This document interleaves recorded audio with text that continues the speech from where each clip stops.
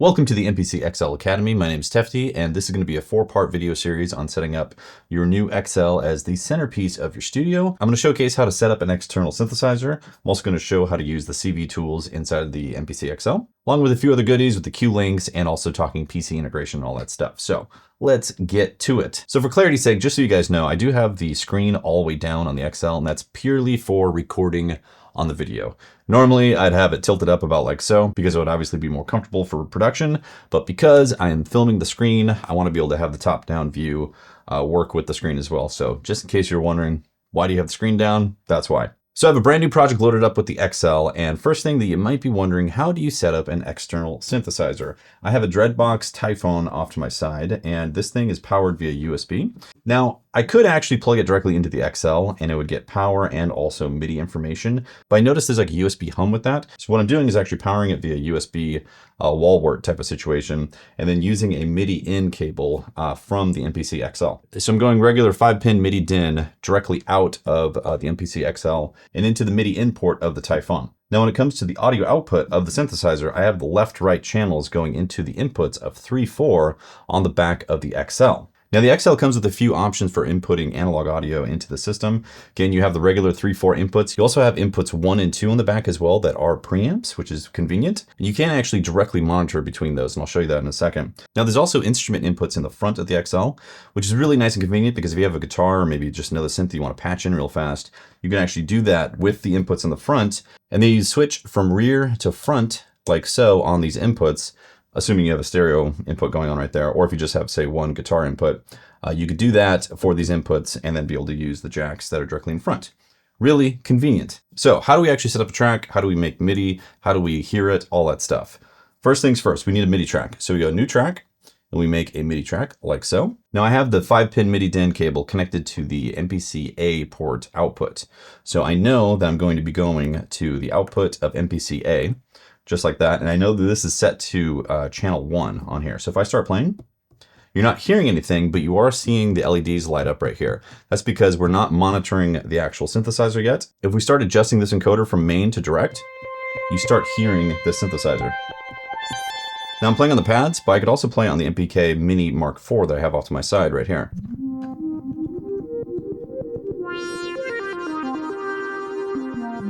If you're wondering how that's working, I have the MPK Mini Mark IV plugged in directly into one of the USB-A inputs of the back of the XL. Now, important distinction. The XL has a USB-C connection that does not connect to external synthesizers or keyboards. It is strictly for PC connections. And I do have the USB-C connection on the back of this XL directly connected into the Mac Studio that's off to my left. And I will be showing how to connect that to Ableton Live in this video series, but not just yet. So the USB cable coming out of the MPK Mini is going into the USB-A port, and that allows it to send MIDI back and forth. I digress though, let's get back to setting up the Typhon. So I have MIDI output port MPC-A that's connected. Channel 1 is connected to here. I can also play it on the keyboard. Now let's say I actually wanted to sample it or put it into an audio track instead of direct monitoring via this interface right here. If I put this all the way back to main, I don't hear it because it's not actually coming through the audio engine of the MPC. So the way we fix that is we have to make another track. We go new track, we go audio track, and audio track is going to receive audio from some sort of audio input, whether it be USB or an analog source.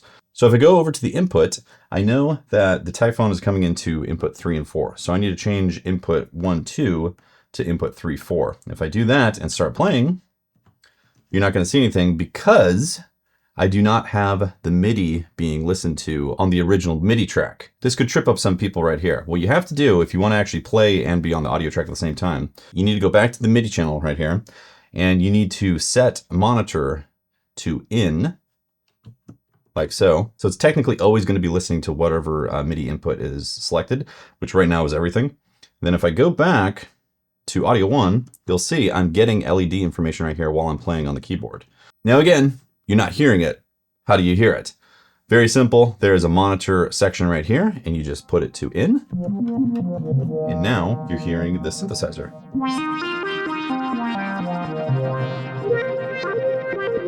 Now, technically, I could start effecting it up. So let's go track effects. Air tape double track. This is an awesome effect. Really vibes things up.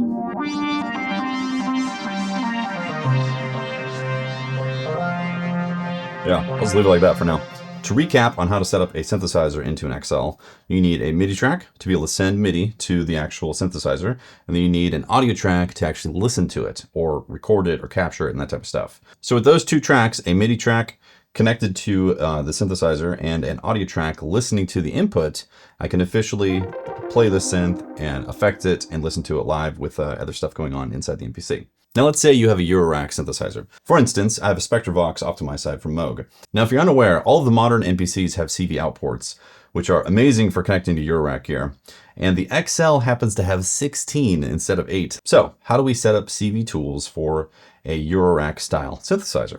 First off, we need a track, and we make a CV track. This gives you access to all the tools needed to be able to output CV information, control voltage information through the ports in the back, directly into whatever Eurorack synth you got. And with MPC 3.5 and on, there's been advanced CV tools added to do some really interesting stuff for your Eurorack gear. Now, if you look on the back here, I do have 4 cables coming out. I'm basically treating it as CV 1, 2, 3, and 4. The outputs on these MPCs are technically TRS, so it can output a left and right signal, which means it outputs CV 1 and 9 at the same time out of one port. If you're on a Live 3, it would be CV 1 and CV 5 out of a single port, and so on.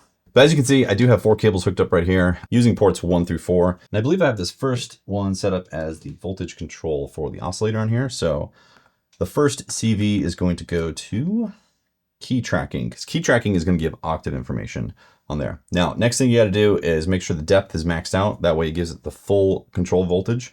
Otherwise it could be off a bit. And if I were to do this, you're still hearing the Typhon off to the side. And that's because I set up the input on the monitor for any MIDI that's in the MPC. Let's fix that real quick. So I'm gonna go main, back over to monitor here. Let's put this back to auto. Now that's back at auto, I'm now gonna go back to the CV. You won't hear this synthesizer anymore. But you're not hearing any output from the SpectraVox into the MPC XL yet. So how do we set that up? Real quick explanation here. I am taking a regular TS output. So just a TS cable, not a TRS cable, out of the VCA output of the SpectraVox, and then I'm putting it into input number 1 of the MPC XL. I just want to highlight that sometimes if you use a TRS cable for this, it can actually cause some phasing issues. So it's best to actually use a TS cable if you're taking a TS output of, say, a VCA and putting it directly into an input on here. Now, just like what we did with the Typhon, I need an audio track to actually listen to input number 1. So what do? We go new track, we go audio track, and then we're in the audio track page, not in the arrangement page, the audio track page, and we go input, and we change this. Now, it's in stereo pairs right now, but if you keep on scrolling, you'll see it breaks into mono, which is what we want. We want input number 1. We select that. Now, since we're going to be using the CV tools section to manipulate stuff, I'm just going to monitor this channel. So whenever to monitor, I put it on in. So it's just listening to whatever input 1 is at the moment. And if we go back to CV, if we play, there is nothing coming out. And the reason is because I have not set up a gate trigger yet. Let's set that up. So I'm going to go back to track edit. And I think CV output number 2 is the gate. So let's find out real quick. Let's go gate.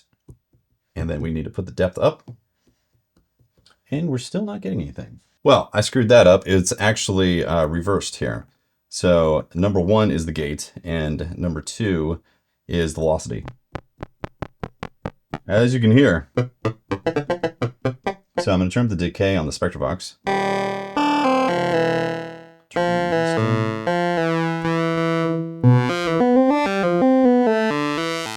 So we have both gate information and key tracking voltage control. Sounds like it's tracking properly.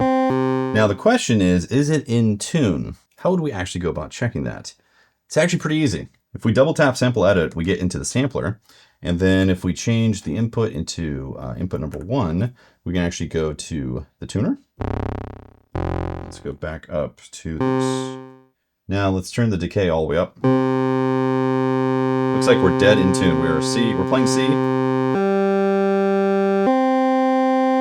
Yeah. Perfect. In case you're wondering how to tune your instruments, you can easily do it with your MPC. Pretty straightforward so far. Gate and pitch control. That's obvious, right? Now I do have 2 other cables going in here, outputs 3 and 4 of the CV tools. And these are respectively going into the pulse width modulation and the shift control for the SpectraVox. So very simply, we can actually hook that up to the LFOs. I guess LFO 1 will just run on 8th notes, And then maybe LFO2 will be free running. Yeah, maybe like so. Okay, CV3 is taking LFO2, which is affecting the pulse width modulation. And then LFO1 is affecting the spectral shift.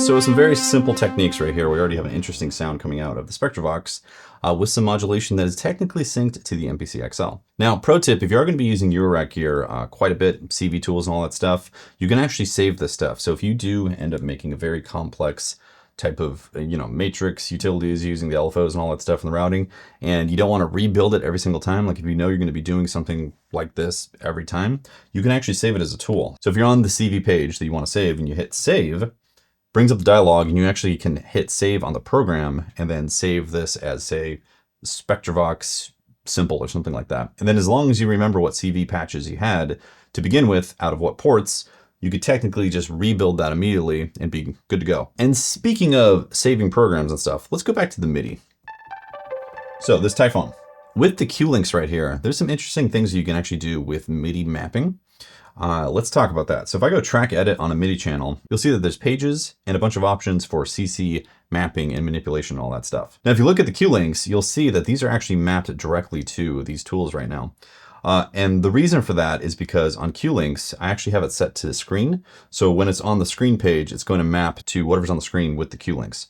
Very handy, because it actually tells you on here what each one is. So modulation, breath, CC3, undefined, all that stuff. Now, what I'd like to do for the Typhon is set up the cutoff frequency, resonance, and the wave shape on here. So this part's going to depend on your actual synthesizer, so keep that in mind. But for this, we are going to go into the menu of the Typhon, and I'm going to go to MIDI CC. I'm going to go to CC list. So on CC list, it tells me there's resonance is number 3, cutoff is number 4, and wave shape is number 5, which is what I want. So what I'm going to do is map these first 3 Q links directly to those. Okay. So let's make cutoff frequency the first one. What we got to do is go edit. So I go edit on here, and then I choose this, and I know that I need CC number 4, which says it's foot control, but obviously it's not going to be that. We can even rename this as well. So we'll go cutoff, like so. And now, as you can see, it even says cutoff on the Q link right here.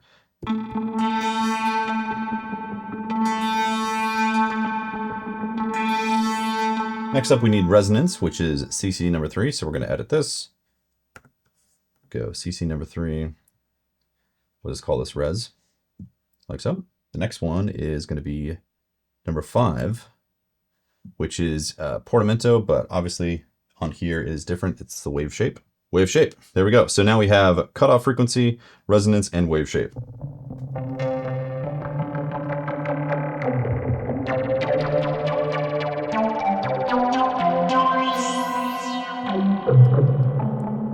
Here's the thing though. What if I want to reuse this for a future project? Do I have to redo that every single time? No, you do not. So if I uncheck edit and I go back out to main, same exact thing. If I hit save, I can then go over to MIDI program right here, and I can save this as a MIDI program. Let's say we'll call it Typhon.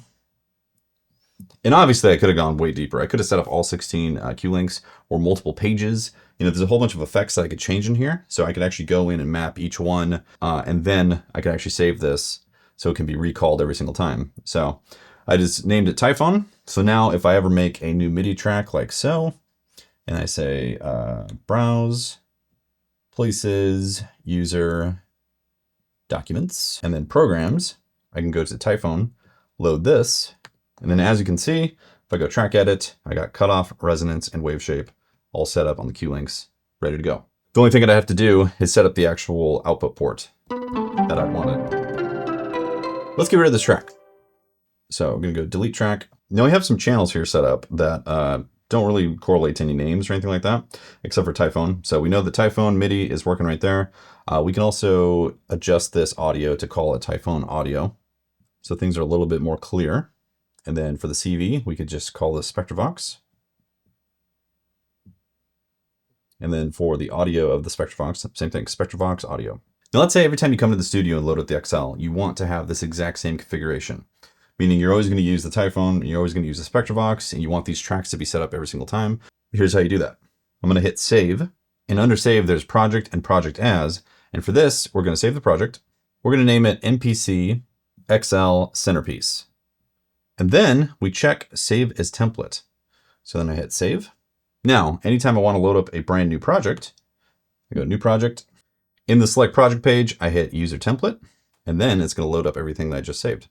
So there we go. We got Spectravox, Typhone audio, Typhone, and then also the trap kit that was default. So I could change it also if there's like a particular kit that I wanted to load every single time. I could obviously put that in there and save it as a template.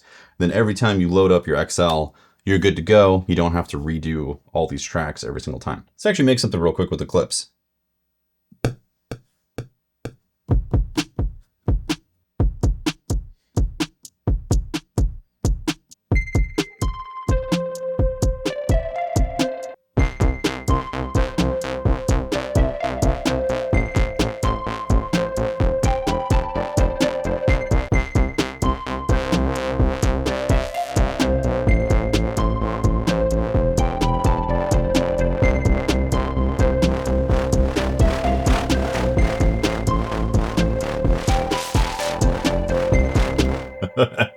That concludes part 1 of this series. Part 2 is going to jump into the step sequencer with the cue links, so stay tuned for that.